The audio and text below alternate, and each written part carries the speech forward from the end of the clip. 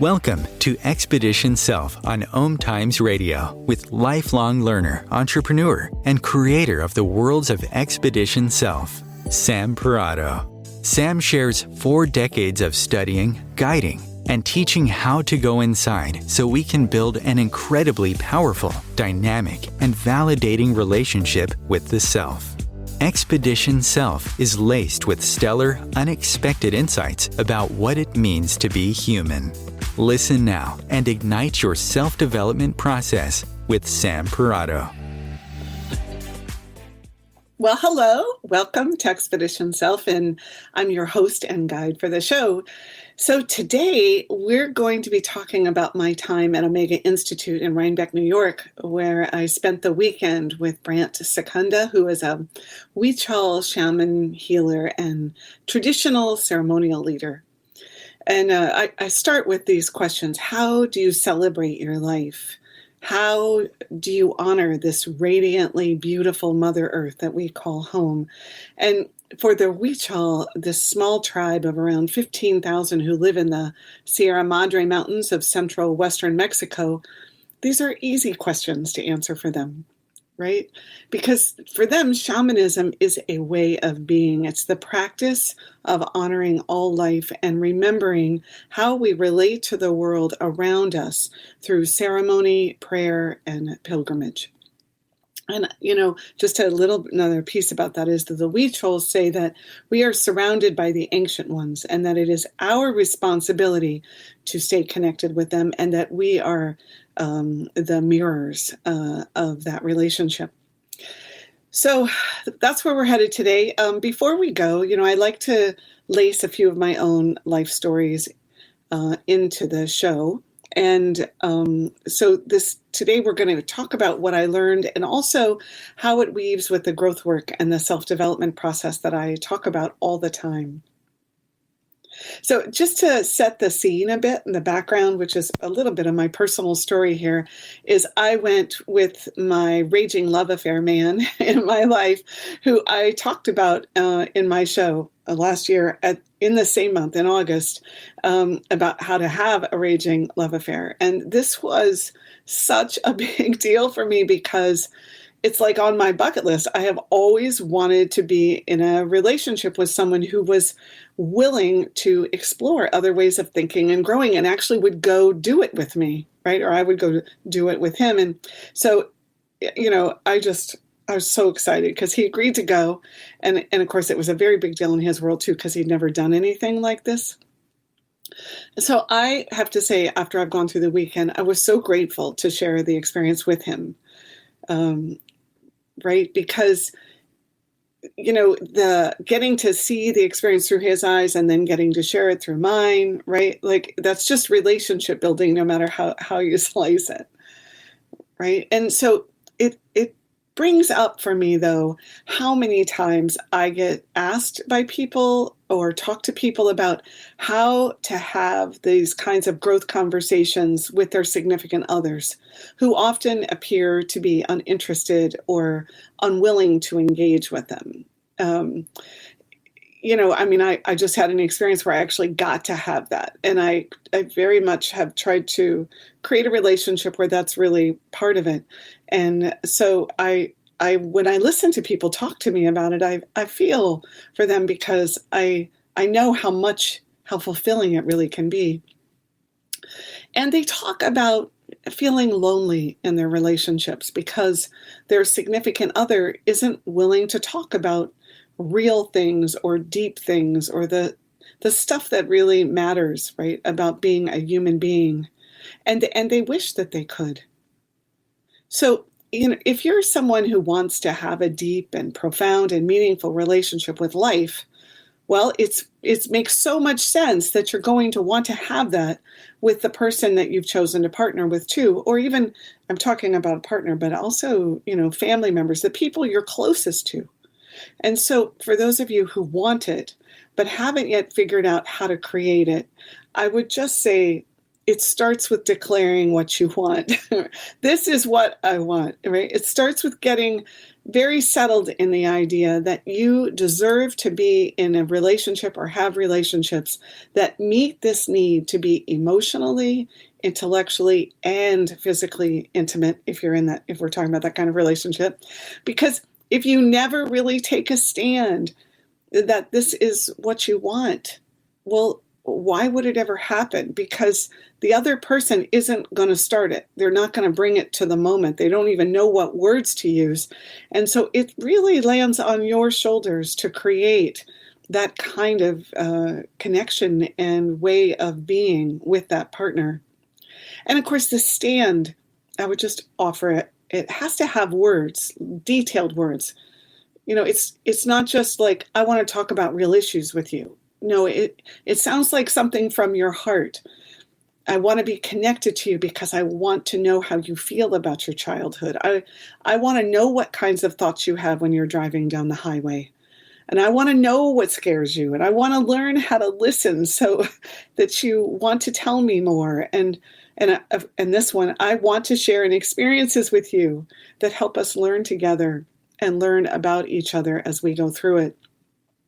And I would just say this, you can't expect someone else to be vulnerable first or in place of your vulnerability. And I find that that's one of the things that goes on a lot, right? Is that we keep waiting for someone else to take the risk or someone else to show it, when really it's us who has to get out there on that mound in the middle of the lake and say, I am here and this is what I want. I'm willing to be at risk first. Anyway, I having just come off the weekend where I got to share it with him, I am appreciating how much that feeds us when we really get to have it. So thank you if you're listening. All right. So one of the things that went along with that is that he said yes and he showed up, right? Like he totally showed up, not his skeptic, not his fears. He showed up with his heart. And in doing so, it was like he gave me more of his heart. And of course, we're in the middle of this sacred circle that's all about really opening, right, to the deer and what the deer, because the Huichol, they hold the deer sacred, right, that it was this opportunity to experience connectivity and love and like understanding in a way that we wouldn't get in just the everyday life, right? Because he hasn't done these things before, the group learning or the group conversation about deep things. I got to see him be brave and take that risk, right? So when we go through learning experiences together with the people that we care about, I feel like we get to see these reflections of that person in new ways, and it bridges, right, and builds, and it kind of enriches the bonds we have. So, when I think about that, it's like lots of partners, they travel together. So this experience was designed to go inside, right? But the traveling together has that same potential where you can share what's going on inside. You can notice the activities and what they bring up for each person. And, if you're someone who wants to have that kind of partnership, it starts with standing for the more of it. I know I'm kind of going along a while about this before I talk about shamanism, but it really brought this up for me, this idea of how do we actually go for more, and how do we do it in a way that it's not just about us, but it's about sharing that in our lives with the people we most want to, right? Because if you want more in your life, it is always about talking about what's going on inside. Right? Not just the stuff that's on the surface, but the deeper stuff. It means asking questions and telling your story. And then it also means talking about how that sharing actually went, right? Hey, I'm telling you something. Now, how did it go when you heard it? What did you do with it? Did you feel heard, right? Did you feel like they were really understanding? Because all of this is the practice of creating this extraordinary intimacy with someone else. Learning together and having growth experiences together that go beyond everyday life. It's all about your intention and your commitment to create it. And of course, the times when it really comes together, like it did for me this weekend, it's so magical, like mind-blowingly magical, because for that block of time, It's as if there's no separation between us. It's as if we are one, and we get to see all the possibilities that are available to us when we're one. And of course, it begins to set this vision of who we can be together, not just companions to fill the void, but empowered beings enhancing one another and causing this life to be more. So the reason I'm going on and on about this is I think a lot of times we settle. And that's part of what came out of the weekend for me, is the places in my life where I just haven't gotten room or freedom from it yet. And the way we settle is we just don't talk enough. We don't stand enough in things, and we don't take those risks, So anyway, okay, enough about that. So this is a call-in show, and the number is 202-570-7057. And I would love to hear from you today. If you've had any kind of magical experiences with nature, or you have some perspective on shamanism or experiential learning, or creating that kind of learning experience with your partner, right? So, okay, here's my rattle. I'll tell you about that in a minute. But there we were, sitting in this circle of about 40 people, with Brant sitting across from me, and he wore this cowboy hat with feathers sprouting out all over it. I later realized they were tied to, like a stick, so he could pull them out and use them as part of his chanting. And then the ceremonial candle, it was placed within the center of this, brightly patterned rug. And the room was surrounded by original Huichol art, which the Huichol have to have a vision, and then they basically use yarn and use wax, and they wrap this yarn into a design. You can look it up if you Google it, and then it tells a story in the art. And so it was all wrapped around the room. So the anticipation coursing through my veins at the beginning, made it hard to sit still, right? I was sitting here, I got my significant other next to me, like for the first time ever. Wow, right? And then I'm like, well, what's going to happen? And what are the others here for? I always have lots of questions at the beginning of these things. It's probably how I handle being in that awkwardness of that unknown period. I'm sure you all relate, right? Like, how do you get yourself comfortable? How do you make sure you have your water? And I notice the colors and the scents and what everybody's wearing. And I think everyone, right, must go through some kind of process to settle in. And so I'd like to share a bit from the Dance of the Deer Foundation, which is the foundation that Brant set up in honor of the Huichol shamanism, before actually getting more into my personal experience, just to help you kind of center around what we're talking about, which is shamanism is an ancient healing tradition, and moreover, a way of life. And it is a way to connect with nature and all of creation. So the word shaman, it originates from I'm sure I'm not going to say this right, Tungus tribe in Siberia. And anthropologists coined this term and have used it to refer to the spiritual and the ceremonial leaders that are among indigenous cultures throughout the whole wide world. Right? So the word shamanism is used to describe ancient spiritual practices of these indigenous cultures. So one could view shamanism as the universal spiritual wisdom inherent to all these indigenous tribes. And as all ancient spiritual practices are rooted in nature, shamanism is the method by which we as human beings can strengthen that natural connection. And what I would add to that is you're strengthening that natural connection, but in the strengthening of it, you're also strengthening your sense of humanness in the world, so that you don't feel as helpless and small and frightened. And I think that this is something that doesn't quite come out unless you have the experience. And the Huichol focus on connection with nature, healing of the self and the community, spiritual practice, pilgrimage to sacred places, and vision and ceremony. And so the Huichol Indians are one of the oldest indigenous tribes in the world, still living true to their their beliefs and their spirituality. And Brant, at the tender age of 18, he went on a journey to found himself in Mexico. And so somewhere along the way, he would tell it with much greater detail than I'm going to, but he made this trek into the mountains that was 5 days, a 5-day walk to find the Huichol Indians, but he didn't actually make it there. And somewhere along the journey, he basically got so weak that he was prepared to die from dehydration, really had said all of his final thoughts. And some of the Huichol tribe members found him before that happened, and it said that they had been sent by Don Miguel Matsuwa, who is a renowned shaman of the Huichol, because he had had a dream that young Brant would be coming to them and that he would be studying with them and learning how to be a shaman.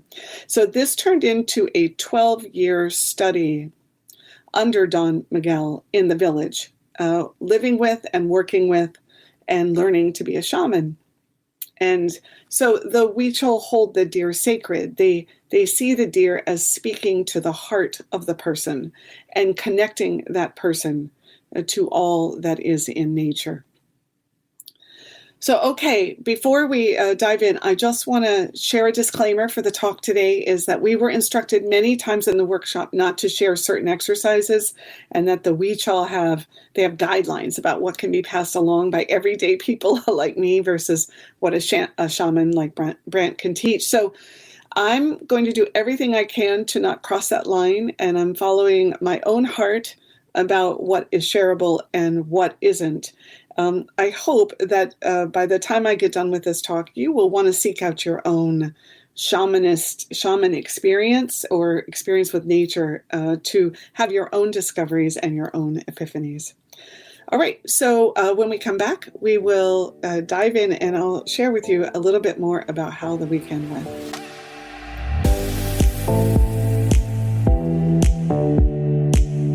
A conscious lifestyle for a mindful life. OMTimes Radio, IOM FM. OMTimes magazine is one of the leading online content providers of positivity, wellness, and personal empowerment. A philanthropic organisation, their net proceeds are funneled to support worldwide charity initiatives via Humanity Healing International. Through their commitment to creating community and providing conscious content, they aspire to uplift humanity on a global scale. Connect at OMTimes.com.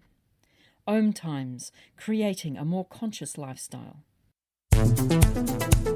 My name is Victor Furman.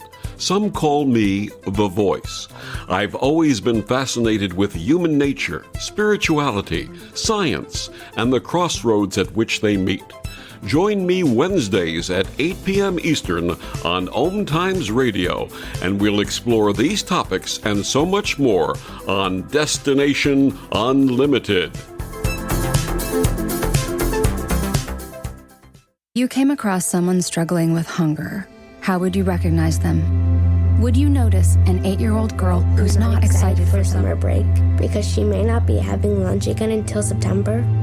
Or a war veteran who's having a hard time landing a job and getting back on his feet? I am the 1 in 8 Americans who struggle with hunger. I am hunger in America.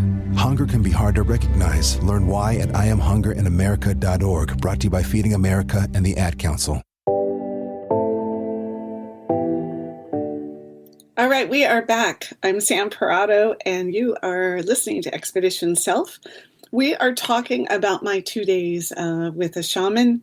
And before we went to break, I was mentioning about their holding sacred all of the activities that we did over the weekend. And I think the first piece of what I noticed was this idea of how we participated in a sacred circle. And it was considered sacred for the entire time. And like just slowing down long enough to think about what does that mean, right? So maybe for some of you, you kind of get it. But to me, as all of a sudden I sat there and I thought about how do you bring yourself to that? How do you pay attention? How do you hold a space for everyone in it so that the typical human critique that goes on is left on the outside of the circle? How do you invite the learning process that goes on, right? And so I think a good amount of time was spent just talking about who we were and how we would connect with the spirit.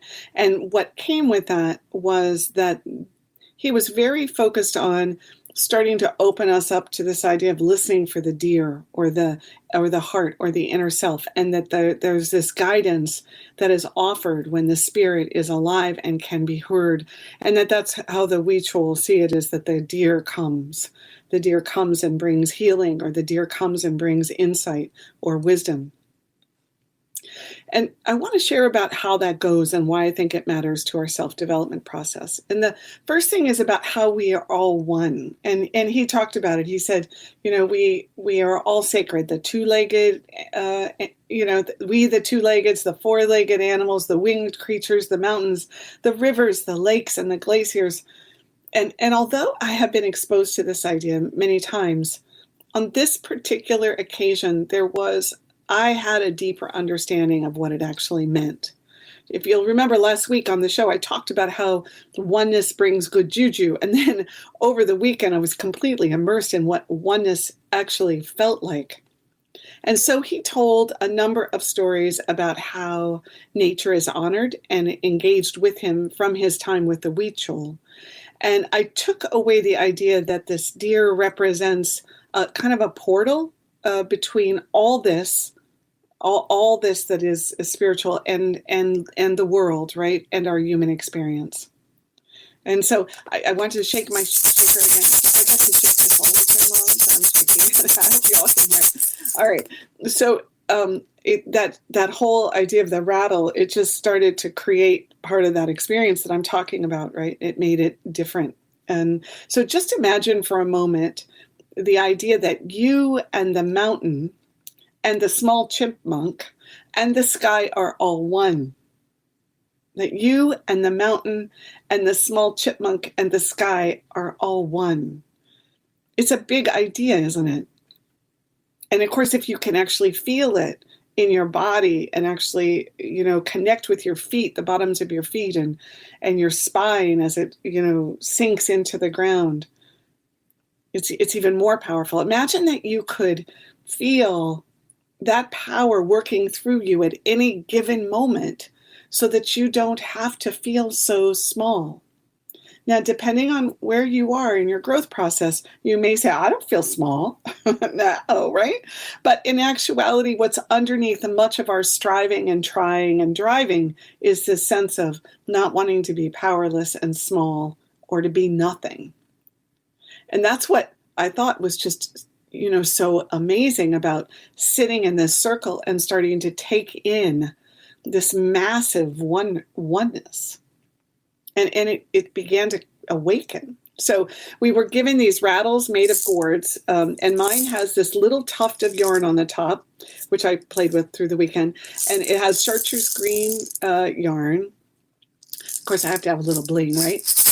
And so we rattled at least 50%, I hope you can still hear me really well, of our time in the circle. And the rattle, it became kind of its own language, like it was speaking its own tongue, right? And then of course, we opened up, and I think he talked about the scientific evidence of what happens when you have sound like the rattle and how it connects with the heartbeat and it connects with the breath and the rhythm of that. So one of the things he said in the beginning, as he was telling his story and bringing nature into consciousness, into our consciousness, was, this was really important to me. We need to wake up and don't be sleeping on the job of being human. Right? Here's a shaman saying, you have a job as a human being. You're not supposed to be sleeping on the job. You're not supposed to be like numbing out. You're supposed to be showing up. And the rattle was like reminding, like to wake up. I just loved that. And then he went on and he said, we're no more important than a blade of grass, but we're also no less important than an enormous mountain. And, Like, just take that in. We're no more important than a blade of grass, but we're also no less important than an enormous mountain. And I thought, oh my gosh, it makes so much sense when we lose our connection to spirituality, that the mind takes over and it starts weighing the importance of things. It assesses our value through some filter or another.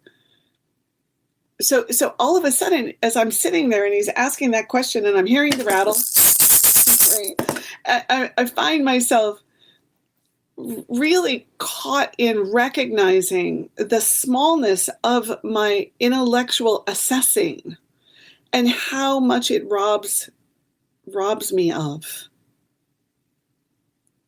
And this sleeping on the job, how often do we see being human as the job of life? I don't think we do. I think we think our job as human beings is to survive, not learn how to actually be a better human being or to be more whole as a human being. And of course, in shamanism, the job of being human is to maintain that link between the spiritual world and the material world, between nature and our bodies. This oneness, cultivating it and learning about it and studying. This is the job of being human. So the rattles, right? Imagine, and I'm sitting there thinking, wow, I feel more woken up listening to the rattle. And think about how we give it to babies, right? The rattle, right? And I started to imagine my morning routine, including the sound, like how music helps us wake up and open up. And what happened out of that, and this was just in the first couple of hours, I found myself really called to say, well, how can I bring more of myself to my life? What is this discipline that's needed?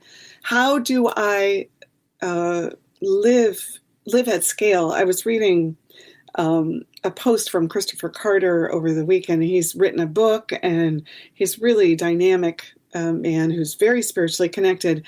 And he was talking about living at scale and that idea that we have so much inside of us that really can be brought into the world or can be expressed. And at the same time, we just don't see it as our job, right? We just get caught up in the surviving. We don't even realize the layers that are really running the show to keep us small. And so, when it comes to me, I have to have something I'm wanting to engage in any discipline or practice. Like, it has to have meaning to me. It's going to give me something, or I tend to let it go away, even if it's cool. So in truth, making sure I exercise every day, or I go for a walk and I talk to the trees, yeah, it's negotiable. It's something I can do if I feel like it or not. And although I feel strongly that doing the job of being human is a top priority, the staying one with the world in which I live, yeah, that is totally up for grabs. Yeah, that, is a little bit, it ebbs and it flows. So I'm curious, if you're thinking about calling in, I would love to hear about any experience you've had where you found yourself sitting in some kind of a sacred circle, or in an experience where you gave it over to really allow something to come in that wouldn't have come in on its own. And, anything like that would be really interesting inside of the show today. So that was a big part of this weekend for me. I thought about what I want my life to feel like, and what I want the world to feel like, and what is healing, because he kept talking about actually healing, in real health things, not just healing the feeling about something, right? And I could recognize, I saw a lot of my own laziness in building structures around, like, rattling or chanting or dancing or communing with nature into my life. It looks like something I can, take or not. It doesn't look essential, right? Those things just don't look essential. And because of that, then I miss out on the very thing that Brant was talking about. The other thing that came roaring back into my awareness was how critical the experiential experience is to our growth. And what I mean by that is that we don't actually grow if all we do is think it. Reading a book does not produce growth. It gets the intellect looking inside of something. It can have you visualize things, but real growth, real self-development at the whole being level, it does not occur without the experiential feeling it, doing it, being in it, which uses time. It takes minutes. It takes hours. He told of a story about when he was supposed to go into this cornfield and do some work. And the Huichol, they hold corn to be sacred. And so he was supposed to go in, and the stalks have to be cut down at the end of the season. And he was sent by Don Miguel into the field to do this with the idea that he would learn something, that something important would come to him. And so he worked all day in the field and with this machete, and had bloody hands and grew exhausted until he finally gave up and returned to Don Miguel and told him, okay, I'm just exhausted. I can't do anymore. And Don Miguel said, did anything come to you? And he said nothing. And so then Don Miguel said, well, then you probably should return until it does. And Don Miguel is this old shaman who lived until 110. He died in 1990. And that's one of the things, is longevity is part of it's almost built into like their practices and their genes, is in the way that they live. Someone asked at the end of the workshop, what do you think it is that has them live so long? And he said, shamanism, the way that they live, the way that they relate to the land, and the way that they care for themselves through that. So there were more details to how he told the story, and I hope I didn't mess it up in my telling. But to me, it really highlighted this idea of experiential learning and listening. And, he made some jokes throughout the weekend about how we all need immediate answers or the quick hack. And I'm going to pause here just for a moment, because I want you to think about that. How much do you rush through stuff? How often do you just want to get to the answer, or just to get to the result, instead of really taking your time in the center of something that you're doing? How often do you actually see your doing as the same opportunity to learn versus just get it done? See, in truth, what we really need is this relationship to our hearts and to spirit, so that we can take in the information that is awaiting us, always there for us, always knocking at the door, hoping, right, that we will pause long enough to invite it in.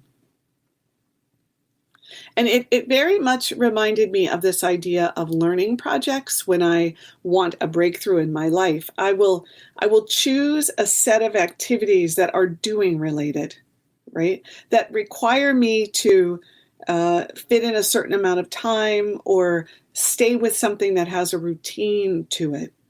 And then my entire goal in these learning projects is to pay attention to anything that my psyche wants to offer. And this is a kind of self-generated experiential learning, right? Because I'm putting myself in an experience where I'm intentionally wanting to take in something I don't now see or know, right? It means you have to do something, some act to really know. I feel like I'm saying really know, but to really get it in your cells and in your body in a way that you understand it. I listen to a lot of people talk about oh, I'm stuck here, or I wish I could accomplish this, or this would go better if I could get this relationship to go the way I want. And the thing about that is if we turn around and we say, well, you have to get in touch with choice, and then you have to figure out, what it is that has happened in your life that's slowing you down, or a place that you lost a little bit of yourself. And then you have to start to become really self-aware and conscious. That isn't going to get any movement with somebody, because they have to put their own story into it. And their own story is never a straight line. It's never a straight line. It's something that they thought about when they were 14, is connected to some event that went on that they were affected by when they were 29, I almost said 92. And so that's the issue of experiential learning. And that's really what shamanism also creates for us as humans, right? So when we did our first exercise, and this exercise had to do with going outside and asking the deer to bring us information, we were to stand in the 4 directions and look through our hearts, which is the 5th direction.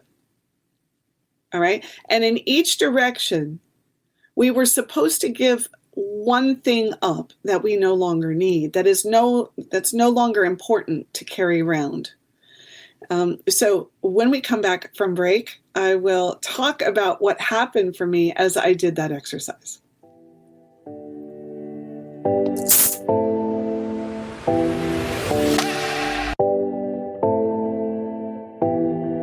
The best of holistic, spiritual, and conscious world.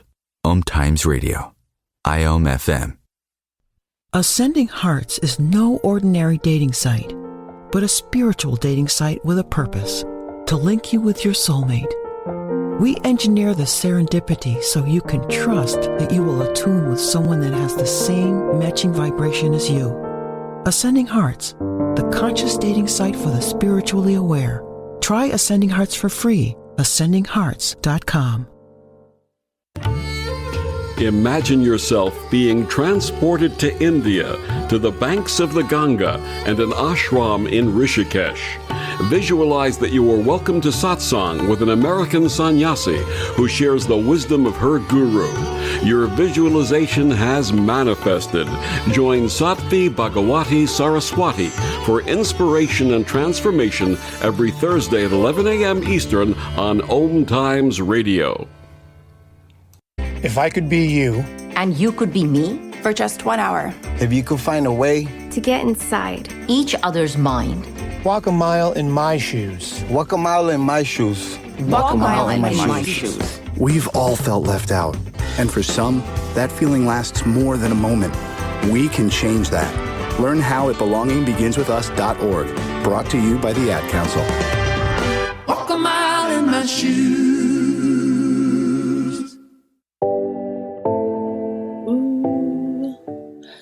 All right, we're back. I'm Sam Parrotto, and you're listening to Expedition Self. Today, we are talking about my 2 days with a shaman and how that is connected to growth work and going inside. So before I went to break, I mentioned that we did our exercise, this exercise where we were supposed to go outside and stand in each of the directions and invite the deer to speak to us through each of the directions, to share with us something that we no longer need, or we need that's important to no longer carry around. So I'm at the east, right? And I'm ready, right? I've gotten this whole circle experience and oneness going on. And I kind of like, my eyes are closed. And the next thing I know, this stag appears and looks straight at me. And I could feel this sadness, like it just seeped from my feet up, right?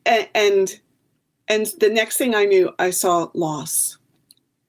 And again, for me to describe it, it's not going to be the same as if you were to have an experience, because you would so relate on so many dimensions, right, to that vision or what was there. And so it was like one of those 2-minute videos that you see where they capture little snippets from your life. And the next thing that happened is all the places where I feel like I have lost something, they showed up. Right. And now I have always this kind of healthy sense of disbelief. So, I'm like, okay, all right, I have this thing that happened and I'm giving myself over to it. And I'm also like, whoa, I don't know. Right. So then I turned to the south, and basically what happened is I saw this fawn. It was a white fawn peeking around the corner. Right now, I how do I say this? A lot of times I look up these directions and it seems like there's a lot of different things. So supposedly the south represents beginnings in life. Now, for those of you who are much more skilled and knowledgeable than I am, you probably know what it is. So the idea of this new beginnings, and then I see this fawn peeking around the corner, and then the next thing I saw was like shy or timid, right? That I would give up places where I am timid or afraid. So I think you get the sense of what happened for me in this. I kept getting a gift about me and my life, and it was unexpected and surprising, because if you were having lunch with me and drinking iced tea and you said, well, what do you think you have to give it up in life? I would not say either of those things. I would not say, oh, all the losses, my experience of the losses, I have to give up my feelings around, like, how I labor around that.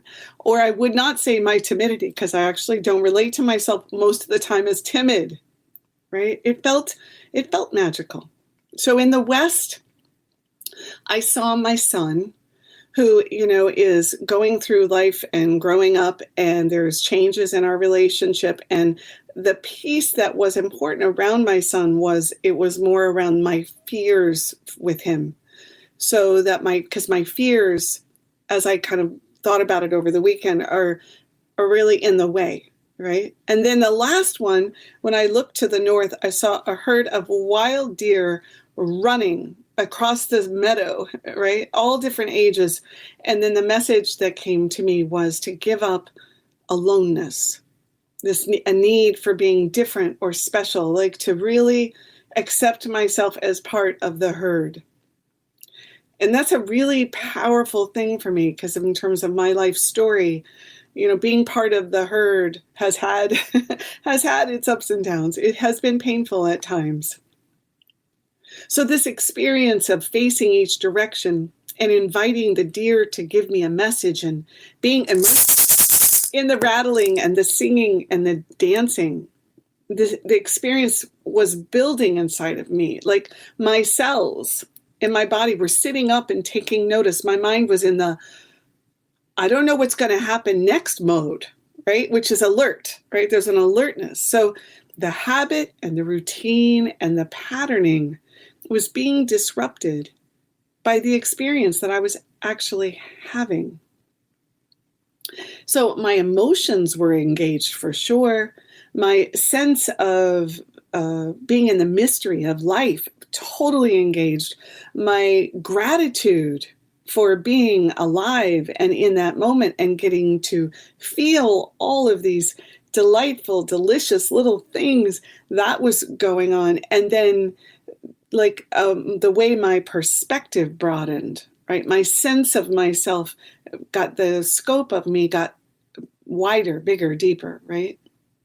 And what came along with that is I started having more creative ideas.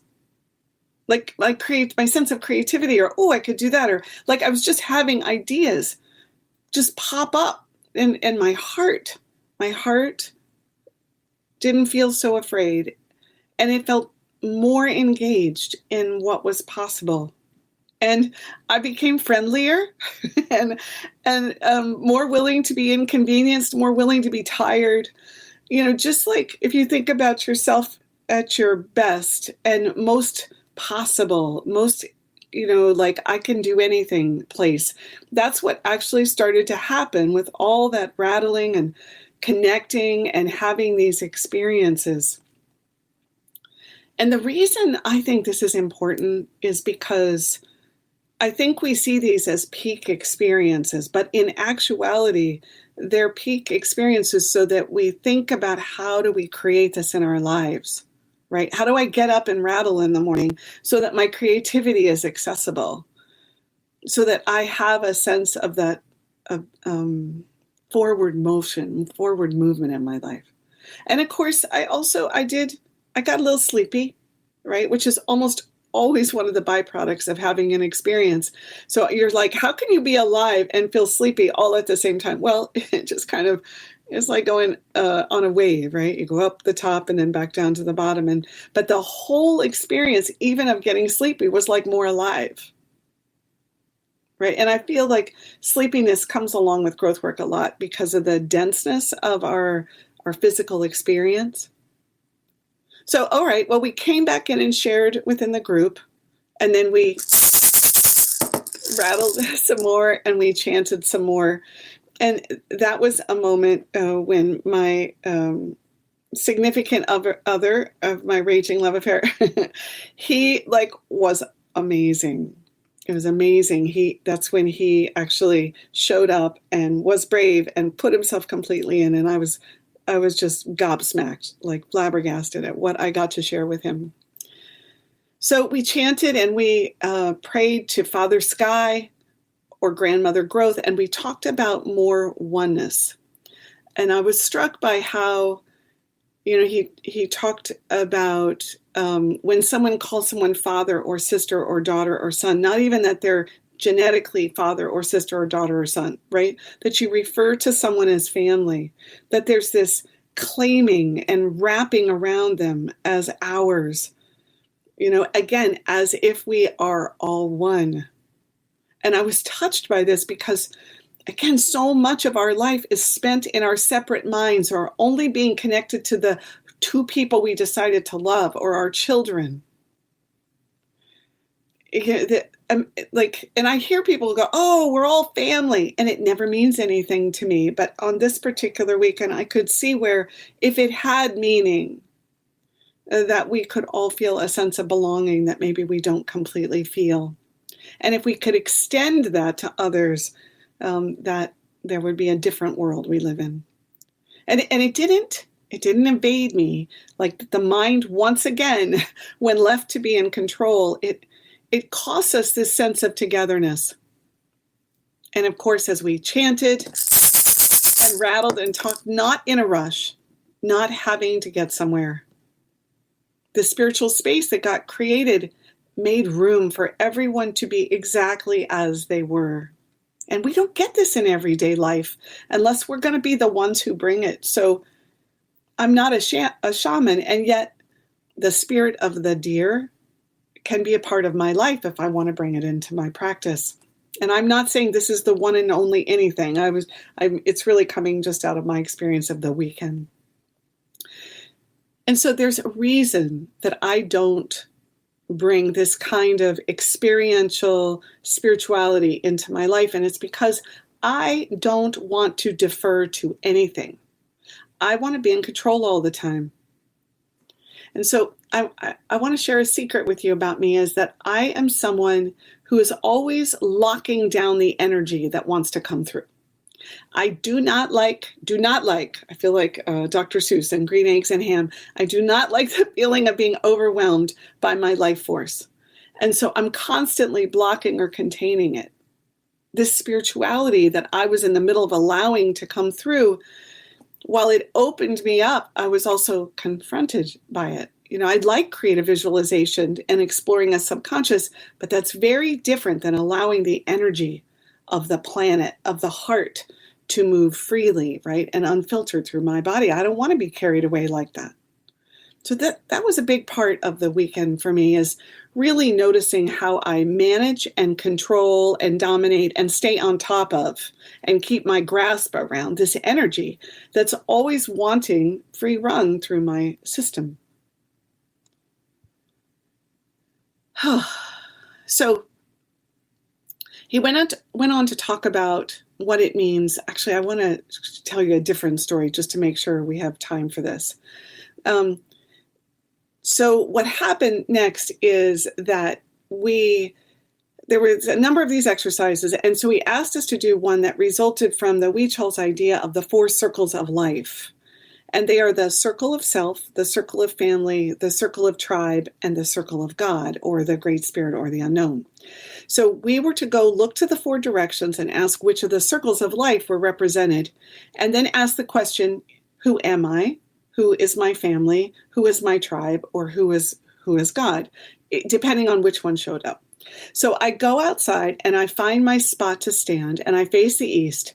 And what showed up for me was the circle of self. So I stand there and I ask, who am I? And then I try to shape the imagery coming to me, right? Think about what I just said. Like, I like to control it. Like, I'm a mom, right? So then I try to see my son, or I'm a friend. So then I see smiles coming at me. But I know I get that I'm directing this rather than opening to receiving the wisdom of the deer. I can feel it. And each time I'd drum up another vision, I'd feel the wind kick up, or a breeze come through my hair, or I'd hear the rustling of the wind.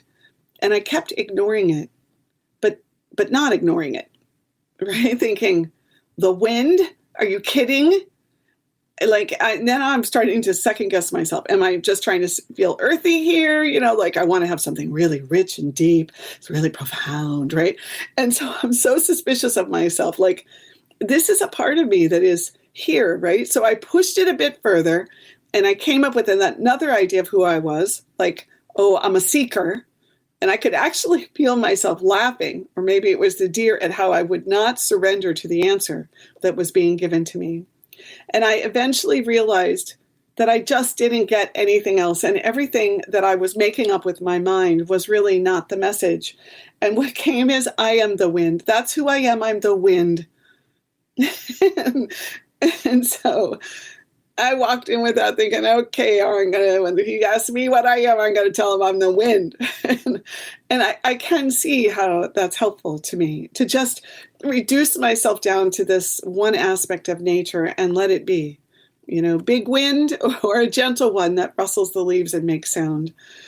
So by the time I got inside, I decided that I could add a couple of words. So I said, I'm vital wind. I couldn't just let it be.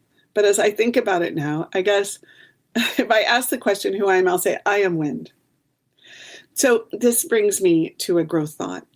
And working with the subconscious as well as the spiritual places is that we're going to be skeptical and suspicious.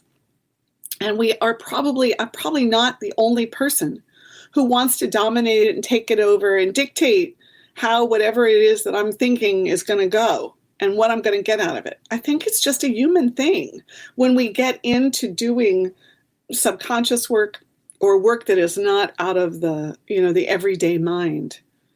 But by the time the weekend was over and we had done these direction exercises 4 times, the story of me and where I'm going and what I can be nourished and replenished by was really cohesive. I got pieces from each that were processed as part of the whole. Even me being the wind, it did something for me, and I felt freer and more grounded in the earth and ready to walk upon it. And so this is the thing I want to say. I have a couple more stories I could share. I don't think I have time. But what you want to do in your life is create experiences, find experiences that take you out of the place I talk about, the controlled place. That place where we think we have it figured out, where there is no mystery, where it's completely driven by what's on the checklist to do tomorrow or the calendar 2 months from now. And that when you go into an experience like this one that I had with the shaman, is the key is to give yourself over so you get to actually look back on yourself, to step across to the other side of the circle and actually look and see the places where you've bought in to something that really does not make your life the fullest expression of what it could be. And so the Huichol, they start each day saying, thank you for my life. And when I did that, I thought, wow, it has a different feel when I actually wake up and say, thank you, nature, thank you, everything, right, for my life. And so they would say, and I want to just leave you with this, remember and honor the sacredness within you, within each living thing. Go out and honor the sunrise and the sunset. Pray to the 4 directions. Honor each one of the seasons. Doing these things helps to become one with the Spirit. And when you open your heart to the beauty all around, you stay aware and present in the moment. And then you can truly connect to the spirit of all creation, and then access the possibility of transforming yourself. And so I hope today's show has helped you to think about shamanism in just a little bit different light from the going inside perspective, and I wish you a wonderful week.